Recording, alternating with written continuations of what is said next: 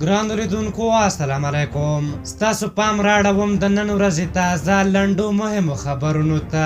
پیل له یوسف غضنفر کوو. په اقتصادي چارو کې د ولسمشر ځانګړی استازی یوسف غضنفر تېره ورځ د کورونا له امله ومړ او نن په بلخ ولایت کې خاورو ته وسپارل شو.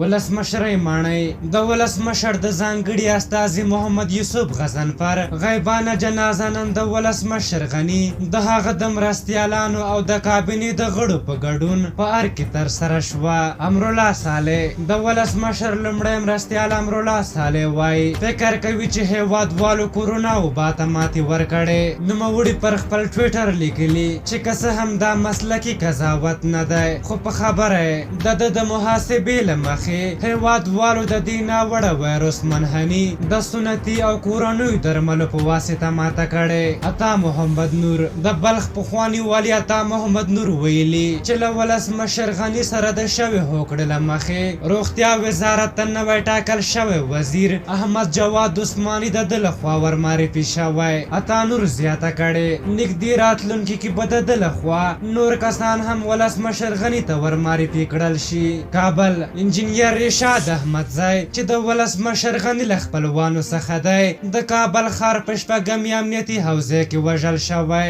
ځینې سرچینې بیا وایي چې نوموړی د ولسمشر غني د تره زوی دی او وسله تېره ورځ په خپل کور کې وژلی دی. زلمی خلیلزاد د افغان سولې لپاره د امریکا د بهرنیو چارو وزارت ځانګړي استازي زلمی خلیلزاد ویلي په دوحه کې د قطر د حکومت له لوړ پوړو چارواکو سره کتلي. خلیلزاد وایي دوی هڅه کوي تر سولې وروسته په افغانستان کې سترې بنسټیزې پروژې پیل شي او په دې توګه په افغانستان کې د کارونو د ایجاد ترڅنګ د پام وړ اقتصادي وده هم رامنځته شي.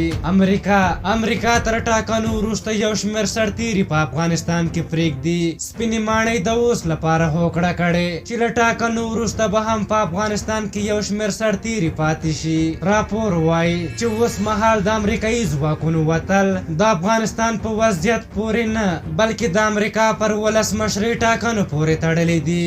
ځکه په وینای ټرمپ اوس مهال د افغانستان مسایلو ته ډېره کمه پاملرنه کوي. او وروستی خبر دا دی چې د جمعیت ګوند اجرایي رئیس عطا محمد نور وایي ټول جمعیت ګوند صلاح الدین رباني او احمد ضیا مسعود په خپلو جیبونو کې وهلی او د جیب زنځیر هم کش کړی دی. دا په داسې حال کې ده چې د جمعیت د رهبري شورا اکثرو غړو تېره اونۍ صلاح الدین رباني د رهبرۍ له څوکۍ منفک کړ. په هر حال دا د نن ورځې تازه لنډ او مهم خبرونه. تر بیا چې ستاسو چوپړ ته راځم په لوی او بخښونکي خدای مو سپارم. د الله په امان.